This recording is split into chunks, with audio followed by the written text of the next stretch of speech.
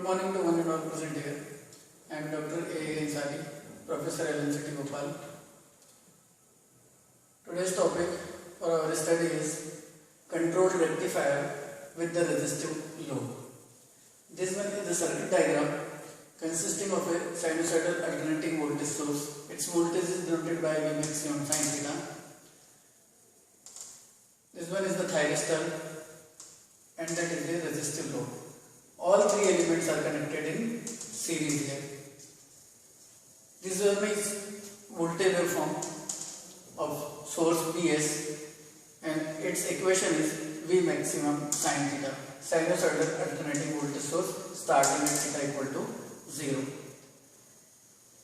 This voltage waveform belongs to output voltage or voltage appearing at the terminal of a resistive load. This one is the current flowing through the load, but since all elements are connected in series, therefore there is a common current for voltage source, thyristor and the resistive load, and this one is denoted by this blue color waveform. This one is the voltage available at the terminal of thyristor. One by one we will discuss all these waveforms here. So this one is voltage waveform or the voltage appearing at the terminal of source, and this is a continuous waveform starting at theta equal to 0 and ending at theta equal to 2 pi. This is called positive alteration and this one is a negative alteration, and this is a continuous waveforms here. This small line, that is nothing but the trigger pulse applied to main thyristor here. So at theta equal to alpha, trigger pulse is applied to the main thyristor. Now we will analyze output voltage waveform.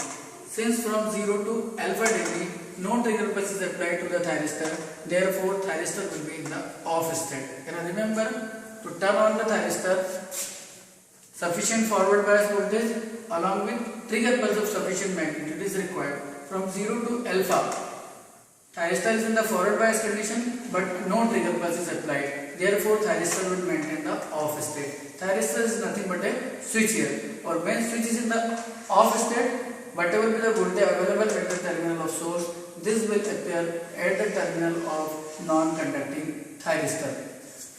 So from 0 to alpha, thyristor is in the off state. Therefore, applied voltage will appear at the terminal of thyristor here. Now since from 0 to alpha, this thyristor is in the off state, so there is no connection of the load with the source. It means voltage available at the terminal of load will be equal to 0. And thyristor is acting as a open circuit, so current flowing through the circuit will also be equal to 0. So from 0 to alpha, voltage at the terminal of load is 0 and current flowing through the load will also be equal to 0. So applied voltage will appear at the terminal of thyristor. Right at theta equal to alpha, trigger pulse of sufficient magnitude is applied to the main thyristor here. Therefore, now thyristor will change the state and thyristor will maintain the on state here. So from alpha to pi, source voltage will appear at the terminal of load. So this waveform will start from theta equal to alpha, and accordingly current will flow, and this will be governed by the equation current IT will be equal to V maximum sin theta divided by R.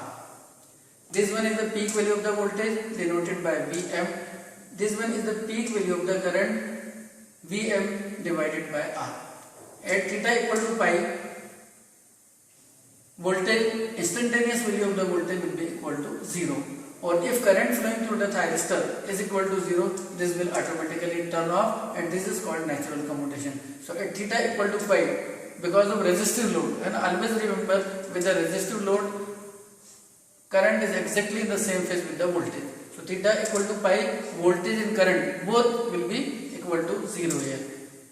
And after that, negative voltage waveform will appear at the terminal of source and thyristor will maintain the off state, and also this will be the reverse bias condition. Now from pi to 2 pi, since thyristor is in the reverse bias condition, this will maintain the off state. So source voltage will appear at the terminal of non-conducting thyristor. So this is the waveform of voltage across thyristor here. From pi to 2 pi, thyristor is in the reverse bias condition. So applied voltage or the source voltage will appear at the terminal of thyristor here. When we are calculating the DC output voltage, this one is described by 1 upon T 0 to T Ft dt. So this is 1 upon 2 pi, but only output voltage is available from alpha to pi. Therefore, limit will change from alpha to pi. The lower limit of integration will be alpha and upper limit of integration that will be described by pi. So in this way, 1 upon 2 pi V maximum sin omega t d omega t. And on solution, we are going to get the results Vm by 2 pi 1 plus cos alpha. This is the equation described in the DC output voltage of a half wave control rectifier with the resistive load.